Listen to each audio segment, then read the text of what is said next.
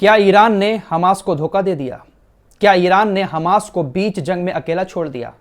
क्या हिजबुल्लाह ने हमास को आगे बढ़ाकर अपने पैर पीछे खींच लिए? ये तमाम सवाल इस वक्त दुनिया के तमाम मीडिया पर दिखाए जा रहे हैं और हवाला ये दिया जा रहा है कि अयातुल्लाह खामेनी जो ईरान के टॉप लीडर हैं, उन्होंने हमास को अब अकेला लड़ने के लिए छोड़ दिया है।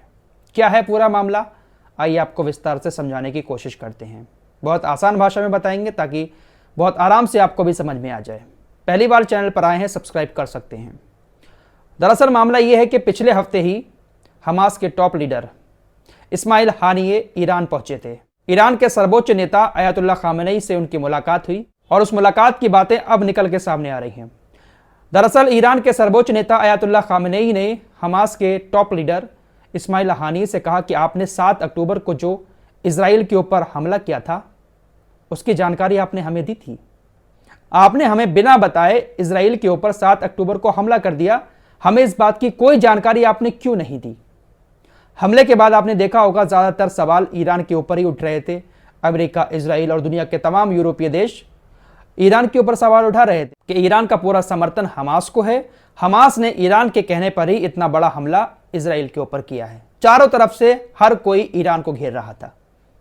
तो अयातुल्लाह खामेनी ने हमास नेता से यही कहा कि आपने हमें इस बात की जानकारी क्यों नहीं दी? आपने हमसे बिना पूछे इजराइल के ऊपर हमला क्यों कर दिया?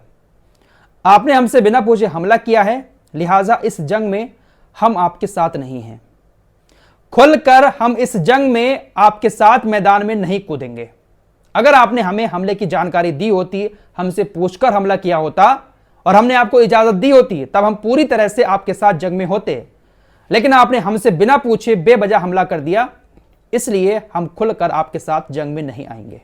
हाँ, राजनीतिक सपोर्ट जो है वो हम आपकी करते रहेंगे, लेकिन इस जंग में हम आपके साथ नहीं हैं। इसके अलावा अयातुल्लाह खामेनी ने हमास के नेता इस्माइल हानिये से एक बात और कही कि दुनिया में जो आवाज उठ रही है ईरान को लेकर कि ईरान को इस जंग में कूद जाना चाहिए, ईरान के पास बहुत ज्यादा ताकत है। दुनिया भर से जो आवाजें हमारे लिए उठ रही हैं, आपको उन आवाजों को भी खामोश कराना होगा, क्योंकि बहुत सारे देश हैं, इस्लामिक देश, जो ईरान के ऊपर प्रेशर डाल रहे हैं कि आप जंग में कूद जाओ। तो हमास के नेता से कहा कि आप इनको खामोश कराओ।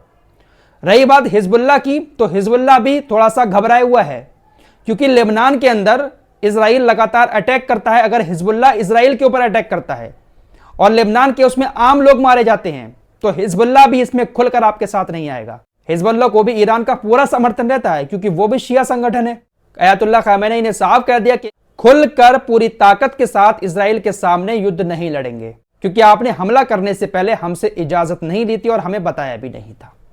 तो इसी बात को लेकर आज पूरी दुनिया की मीडिया पर, खासकर यूरोपीय मीडिया में ज्यादा इसकी चर्चा है। तमाम न्यूज आर्टिकल आपकी स्क्रीन पर नहीं, ये कोई हवाई वाली बातें नहीं है और जो कुछ हो रहा है वो हमारी आंखों के सामने भी है अभी तक। इसीलिए शायद ईरान भी खुलकर सामने नहीं आया है, वरना ईरान और अमेरिका में तो बहुत ज्यादा दुश्मनी रहती है। लेकिन ईरान शायद ये सोच रहा है कि अगर जंग होती है, हम हमला करते हैं, तो हमारे ऊपर भी हमले होंगे और इसमें नुकसान तो सभी का होगा।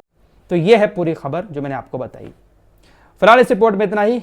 चैनल पर पहली बार आए, सब्सक्राइब कर सकते हैं।